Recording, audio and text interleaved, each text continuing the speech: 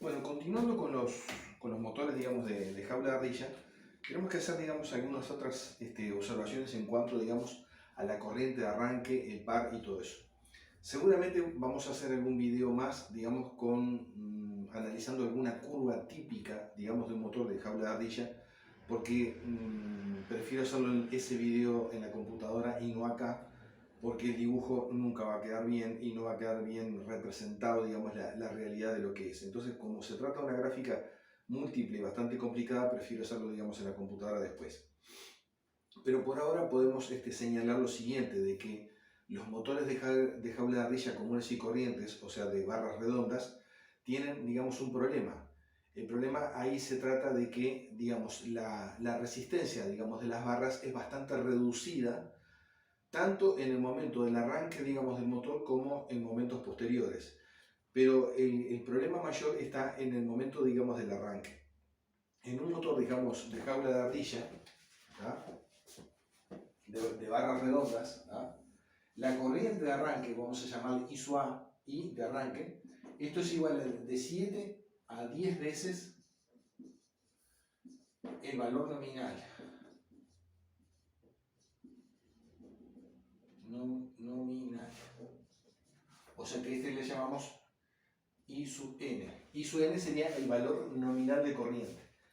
La corriente de arranque de 7 a 10 veces el valor nominal es una corriente demasiado intensa, ¿tá?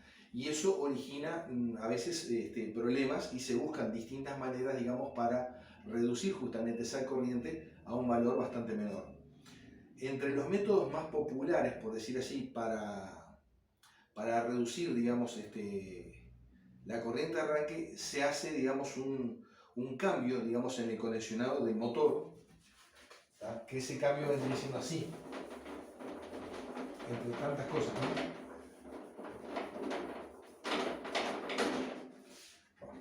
Esto también.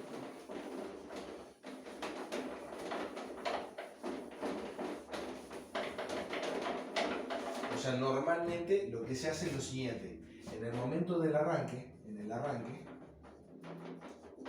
esto se hace normalmente con contactores. Hay un video en este curso que incluye, digamos, ese aspecto. En el momento del arranque, el motor se conecta en estrella y luego pasa a triángulo. Siempre y cuando el motor esté preparado para trabajar con esa tensión, digamos, en triángulo, ¿tá? O sea que, en una palabra, para reducir, digamos, la corriente inicial en el motor arranca primero, digamos, en conexión, digamos, de triángulo, de estrella, y luego de que el motor arranca a la velocidad nominal, que eso se calcula por tiempo, ¿tá? Por ejemplo, 2 segundos, 3 segundos, una cosa así, se invierte, digamos, con contactores las condiciones en las bobinas y pasa a funcionar, digamos, en triángulo. Entonces ahí sí, porque ya la corriente inicial ya pasó, en una palabra, y después sí se le da toda la corriente necesaria como para funcionar, digamos, con la máxima potencia. Entonces, los motores, digamos, de jaula de ardilla de barras redondas tienen el problema. Uno es que tienen, digamos, un par de arranque incluso bajo también, por el hecho de que, digamos, la reactancia inductiva XL es alta. O sea, en una palabra, el par del motor es bajo debido a que, digamos, la reactancia inductiva, digamos, de las varillas en el rotor es mucho mayor, digamos, que la resistencia, digamos, de las varillas. Entonces, ¿qué pasa? Una reactancia inductiva de las varillas que es mucho mayor que la resistencia, esto da un circuito inductivo. Un circuito inductivo. Un circuito inductivo, sabemos que el coseno phi, ¿tá? En un circuito inductivo, digamos, el coseno phi es bajo. Bueno, no puedo escribir hoy. El coseno phi es bajo. Típicamente ese coseno phi puede andar aproximadamente entre 0,5 a 0,7, ¿tá? Sobre todo, digamos, en el momento del arranque. Un coseno phi de 0,5 a 0,7 es bajo. Entonces, ¿qué pasa? Como hay un gran efecto inductivo, ¿tá? Como hay un gran efecto inductivo, o sea, por un lado, la corriente, la resistencia es muy baja. Al ser muy baja la resistencia, eso origina una gran corriente de arranque. Por el otro lado, digamos, la reactancia inductiva es alta, ¿tá? El circuito se toma inductivo, el coseno phi es bajo, ¿tá? Y eso provoca incluso que el rendimiento también del motor es bajo. Y el par del motor es bajo. Esos son, digamos, los grandes problemas que tiene, digamos, el motor clásico, digamos, de jaula de ardilla. O sea, tiene una alta corriente de 7 a 10 veces el valor nominal, un coseno phi bajo de 0,5 a 0,7 típicamente, un rendimiento bajo, y un par, digamos, de arranque bajo. Entonces, este tipo de motor, digamos, de barras redondas, está un poco cayendo, digamos, en desuso y se está siendo sustituido por otro tipo, digamos, de motor que viene siendo el motor de corriente desplazada, como se le llama. El motor como de corriente desplazada. Vamos a hacer un dibujo más o menos de cómo sería una vista, digamos, de la ranura, por decir así. Vamos a suponer que esto es el rotor, ¿tá? No lo voy a dibujar completo. Entonces, digamos, vamos a dibujar una ranura, digamos, de ese motor. En este caso, la ranura viene siendo una cosa así. Según parece, digo porque yo no me dedico mucho al tema, o sea, no me dedico directamente al tema de los motores, no es algo con lo cual tengo contacto, pero por lo que he leído, acá la ranura está ocupada, digamos, por una barra que es media rectangular, en este caso más bien, la que hace, digamos, de bobinado, y el campo, digamos, magnético de esto no es uniforme, ¿tá? Entonces, ¿qué pasa? Acá lo que ocurre es que la corriente, digamos, de arranque, ¿no?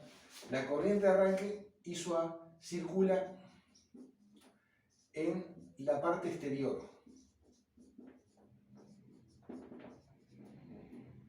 En la parte exterior de lo que vendría siendo, digamos, la varilla, ¿tá? Incluso en estos rotores también, en todos los rotores estos se produce un poco zumbido electromagnético. Una forma que se tiene a reducir el zumbido electromagnético es inclinando un poco las varillas. Eso la mayoría de los rotores, sean de corriente desplazada, o sea, el otro, el común y corriente, tiene las varillas inclinadas, incluso a veces se ponen grupos de varillas inclinadas, digamos, en dos sentidos. Pero volviendo a este tema, que esto se llama rotor, digamos, de corriente desplazada, ocurre lo siguiente. Acá, la varilla conduce en el momento del arranque la mayor parte de la corriente por la parte exterior. Acá hay un detalle curioso que es lo siguiente. La reactancia inductiva XL es mayor, hacia el centro del rotor. La razón es bastante, creo que más o menos evidente, porque acá, digamos, la bobina está insertada en su mayor parte. Cuanto más nos acercamos al centro, ¿tá? Una buena parte, digamos, de este bobinado se inserta más en el núcleo, por decir así, del rotor, y por lo tanto eso provoca un incremento en la inductancia. En la periferia, en la parte exterior prácticamente, ese efecto disminuye. O sea que, en una palabra, la inductancia de este mismo conductor aumenta a medida que nos vamos acercando, digamos, hacia el núcleo, digamos, del rotor. Por eso son rotores que tienen distintos nombres, ¿no? O sea, de ranura profunda, cosas así, ¿no? Y es cierto, porque la ranura acá no es chiquita, es una cosa bastante profunda. Entonces, ¿qué pasa? La corriente en el momento del arranque pasa por la parte exterior. Y al pasar por la parte exterior, aunque parezca mentira, la resistencia es relativamente alta en este punto, ¿tá? O sea, en una palabra, en la parte exterior,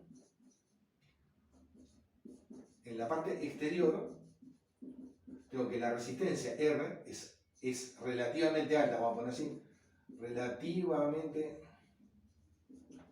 es relativamente alta, perdón la letra, ¿no? Pero no, si me pongo a escribir perfecto, prolijito, no termino nunca, ¿no? En la parte exterior la resistencia es relativamente alta, ¿tá? Y la reactancia inductiva XL es baja. Entonces, en este caso, lo que provoca es la aparición de un circuito resistivo.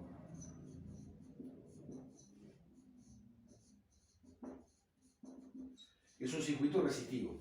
Como es un circuito resistivo, porque la resistencia en este punto es relativamente alta y la reactancia inductiva baja, entonces yo tengo que, en este caso, la corriente de arranque es baja, ¿tá? Porque esta resistencia es más alta que en el otro tipo de rotor, es más alta.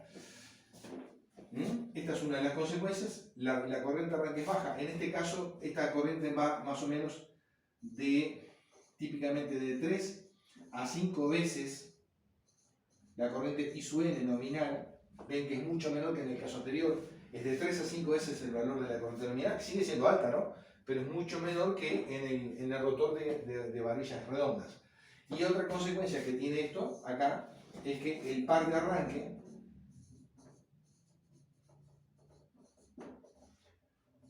por tratarse de un circuito resistivo es alto, ¿tá? O sea, el par de arranque siempre disminuye si el circuito es muy inductivo, ¿tá? Si el circuito es muy inductivo.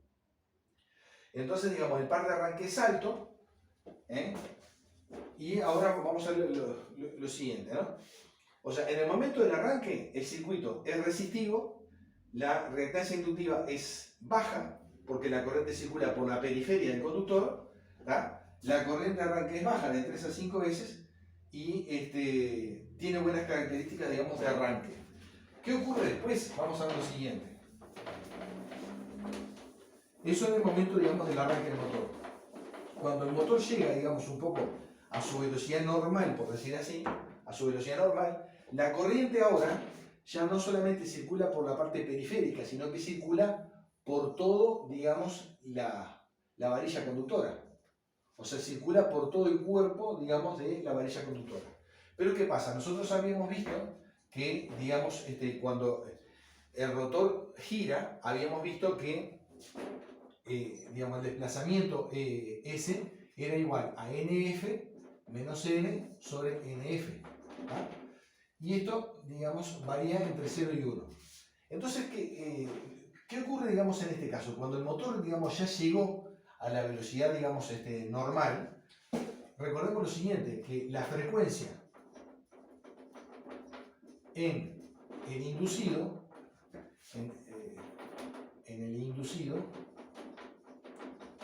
o sea, en una palabra, en el rotor, esto va a ser igual a la frecuencia de la línea multiplicado por el factor S. Entonces, en un rotor trabado habíamos visto que S era igual a 1. Si el campo magnético, si el rotor gira a la misma velocidad que el campo giratorio, S es igual a 0. Pero miren lo que ocurre después que el motor llegó a la velocidad normal. Acá, la corriente ahora circula por toda la varilla. Y, digamos, en concreto, el circuito se tornaría más inductivo. Desde ese punto de vista, aumentaría la reactancia inductiva y el circuito se volvería totalmente inductivo, como pasaba en el otro rotor. Pero sin embargo hay un detalle. Fíjense que en ese caso, cuando el motor llegó a la velocidad normal, digamos, S es muy bajo. O sea, en una palabra, el factor de S, digamos, es muy bajo, ¿tá? Y lo que ocurre es lo siguiente. Cuando S es muy bajo en el motor y la corriente circula, digamos, por toda esta parte interna, lo que está pasando ahí es que como la frecuencia inducida, la frecuencia en el inducido es baja, fíjense, frecuencia de línea por S, si S tiende a 0, esto sería 0, entonces ¿qué pasa? Eso provoca que XL baja. Y si baja XL, el circuito sigue siendo resistivo. Y eso mejora las características del motor. O sea, vamos a ir redondeando la idea. En el momento, digamos, del arranque, la corriente circula por la periferia del conductor, no por la parte interna. La reactancia inductiva aumenta a la medida que la corriente circula más adentro del bobinado, de la hendidura. ¿Por qué? Porque esto es un núcleo de hierro y por lo tanto toma mayor predominancia, digamos, la reactancia inductiva. Entonces, en el momento del arranque, esta parte no conduce, el circuito ya no es tan inductivo, es más resistivo, ¿tá? La corriente es baja de 3 a 5 veces el valor de la corriente nominal y el circuito es muy resistivo en este caso y eso le da un mejor par de arranque. Una vez que el motor alcanza la velocidad normal, perfecto, la corriente circula por todo el conductor, digamos, por toda la barra, en la hendidura. Eso provocaría un incremento en la reactancia inductiva, pero ese incremento en la reactancia inductiva se ve compensado. ¿Por qué? Porque la frecuencia de línea se multiplica por S y eso provoca que XL baja. O sea, en una palabra, como S baja, porque recordemos, y lo vimos en el video anterior, de que en la rotación normal, digamos, el factor S tiende a ser 0, no llega a 0 porque si no el motor no se puede mover, pero tiende a 0. Entonces, como S tiende a 0, eso provoca, digamos, que la frecuencia, digamos, en el inducido es baja, y si la frecuencia en el inducido es baja, porque XL baja. O sea, no nos olvidemos que XL es igual a 2pi por la frecuencia por la inductancia. Como la inductancia se mantiene constante, pero la frecuencia baja, frecuencia en el inducido, entonces si esto baja, la reactancia inductiva baja. Esto baja. Y si la reactancia inductiva baja, ya la oposición sigue siendo del tipo resistivo. Eso mejora el par general, digamos, del motor. Este motor tiene un par relativamente plano, ¿tá? Como curva característica tiene un par relativamente plano, y una corriente nominal similar al otro, pero con una corriente de arranque mucho más baja. Entonces las características de este motor son superiores al otro y es el tipo de motor, digamos, que está predominando, digamos, hoy en día. En el próximo video vamos a ver, digamos, otro tipo de motor, que es el motor con rotor bobinado y anillos rosantes. Será hasta el próximo video.